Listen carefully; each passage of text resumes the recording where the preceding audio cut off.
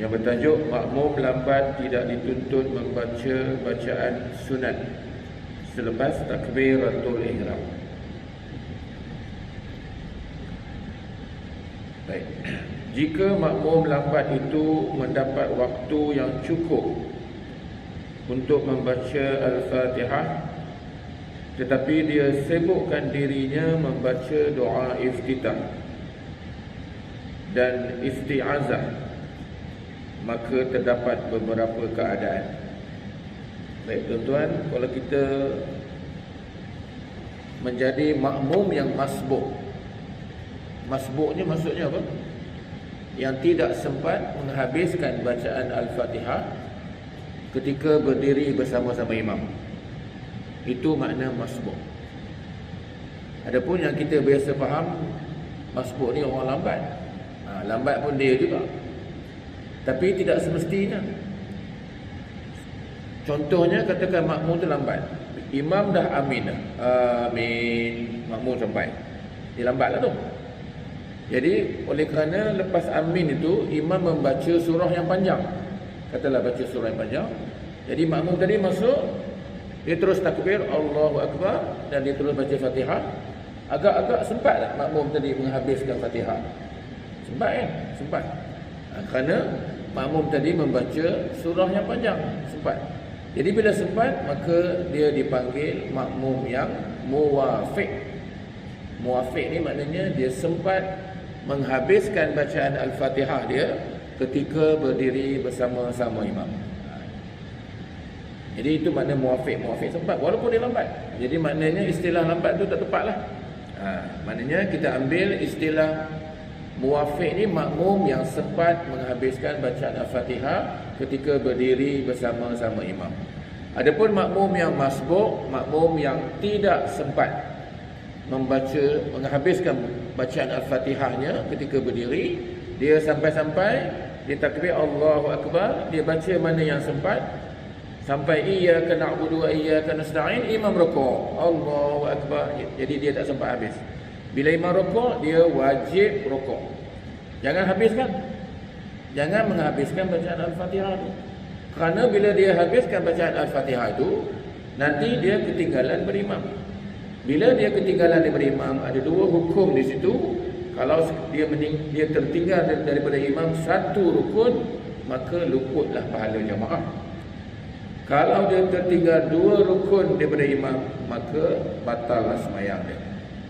Dua rukunnya. Okey, macam mana yang dikatakan hilang pahala jemaah? Contoh, bila makmum rukuk, bila imam rukuk, Allahu Akbar, makmum kat belakang belum lagi rukuk-rukuk kerana dia nak menghabiskan bacaan Al-Fatihah. Sedangkan dia masbuk. Bila masbuk, dia tidak wajib dihabiskan. Jadi siapa yang tanggung bacaan dia? Imam lah. Imam tanggung sepatutnya. Katakan dia tak tahu, dia nak habiskan juga. Jadi bila dia nak habiskan, imam dah rukuk, Allahu Akbar, imam telah melakukan satu rukun fi'li. Dah satu. Kemudian lepas imam rukuk, imam buat apa pula? Iktidal lah. Lepas rukuk, iktidal.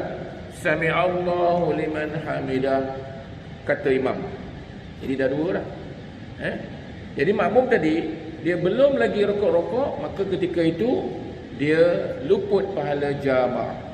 Maknanya tak dapat pahala 27 darjat kerana dia dah tinggal daripada imam. Kalau imam tadi lepas i'tidal, imam buat apa? Sujudlah. Lepas i'tidal, imam akan sujud. Imam sujud Allahu Akbar, dahi imam tu sampai tempat sujud tadi, sedangkan makmum tadi belum lagi rukuk-rukuk, maka batallah sembahyang makmum tadi. Kerana apa? Kerana dia terlambat daripada imam, dia tertinggal daripada imam dua rukun berturut-turut. Jadi batal sembahyang tuan-tuan. Jadi pastikan kita jangan dalam solat berjamaah ni tuan-tuan jangan melakukan tiga perkara. Saya dah ulang banyak kali, ulang balik tak apa. Bila kita ulang-ulang tu kita ingat. Pertama, jangan mendahului imam. Yang ini jarang orang buat. Kalau dia potong imam, siapa jadi imam, siapa jadi makmum. Tapi kadang-kadang berlaku, dia terlajak masa nak sujud kan. Imam slow and steady, imam ni otai, lambat. Allah, dia laju dia sujud dulu, dia sampai dahi dulu kan. Jadi boleh terlajak. Jadi pastikan kita jangan mendahului imam. Kalau takbiratul ihram lah, kita mendahului imam lah, katakan imam baru nak angkat Allah, kita buat Allah juga, ataupun imam bawa Allah, baru nak pegang, dia dah pegang dah. Dia buat dulu kan. Makmum tadi buat dulu, maka batal lah sembahyang. Sembahyang makmum tadi batal. Kenapa batal agak-agak? Kerana imam belum masuk sembahyang. Kalau kita nak ikut imam, pastikan imam sudah masuk solat. Jadi bilakah imam masuk solat? Bila imam menyebut bar, Allah, itu belum lagi. Allahu belum lagi. Allahu akbar. Bila dia sebut bar, dia dah masuk solat. Jadi bila imam dah masuk solat, barulah makmum ikut. Itulah yang dipanggil mengikut imam, bukan sama dengan imam. Jadi pertama, jangan mendahului imam. Yang kedua, yang makmum jangan buat, sebab sembahyang berjemaah ni mesti ikut kaedah dia.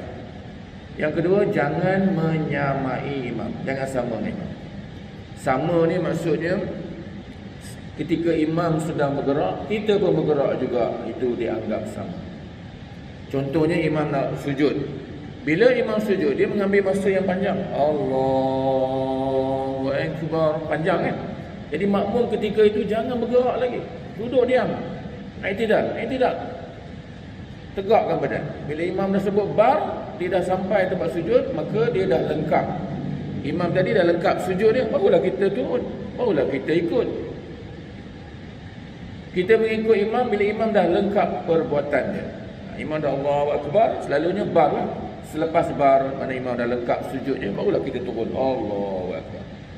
Kalau ketika dia turun, kita pun turun juga, itu dianggap menyamai imam, sama. Kalau sekali kita sama imam, maka luputlah pahala jamaah. Ini yang disebut oleh Imam Syafi'i. Mazhab kita lah. Kalau kita sama dengan imam, imam baru bergerak, kita pun bergerak. Dah sama, sekali sama kan dalam rukuk katakan. Luput pahala jamaah, tak dapat 27 darjat. Sembahyang sah, tidak dapat. Kalau dia dua kali sama pula, dalam rukuk dia sama, dalam sujud dia sama, dah dua kali dia sama dengan imam, maka batal lah sembahyang makmum tadi. Baik, itu yang kedua.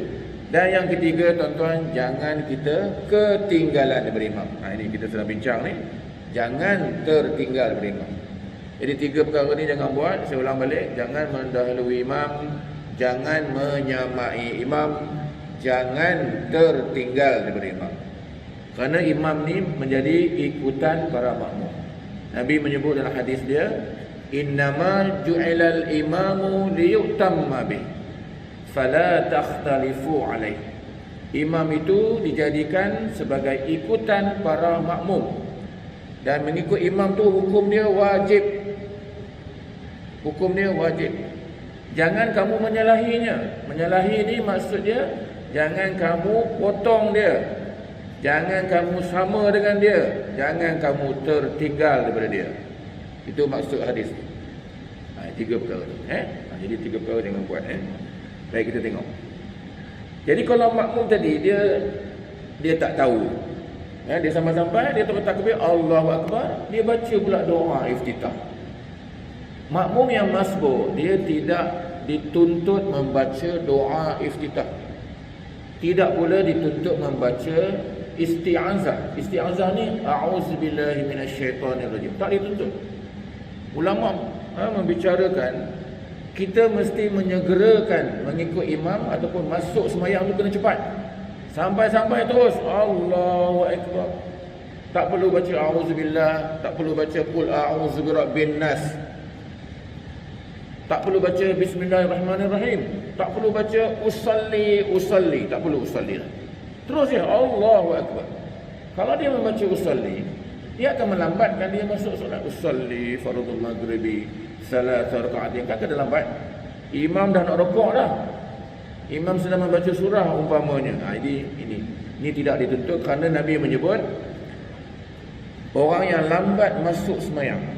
Lambat masuk sembahyang maknanya lambat dia bertakbiratul ihram, ini diibaratkan dia kehilangan dunia dan isi-isi. Rugi sangat. Jadi kita sama ada yang awal, yang muafiq ke, yang masbuk ke, sampai-sampai Allahu Akbar. Walaupun kita masa sampai imam sedang sujud, terus Allahu Akbar, terus sujud. Jangan tunggu. Setengah orang ditunggu kan, tunggulah imam bangkit kan, orang ikut. Tunggu dulu imam duduk atau duduk sujud, imam sujud kedua, imam dah bangun Allahu Akbar, barulah dia usalli far'a. Ini rugi.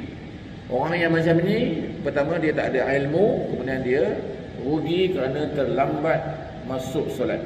Bila lambat masuk solat, Nabi sebut, yang saya sebut tadi, dia akan kehilangan dunia dan isi-isi.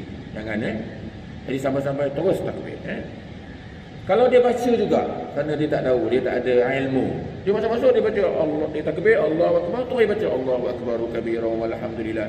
Sepatutnya dia membaca Fatihah. Sepatutnya dia baca Fatihah, dia baca doa iftitah katakan. Maka di sini ada dua hukum. Kalau dia baca auzubillah ke, doa iftitah ke, ada dua hukum. Baik, kita lihat hukum dia.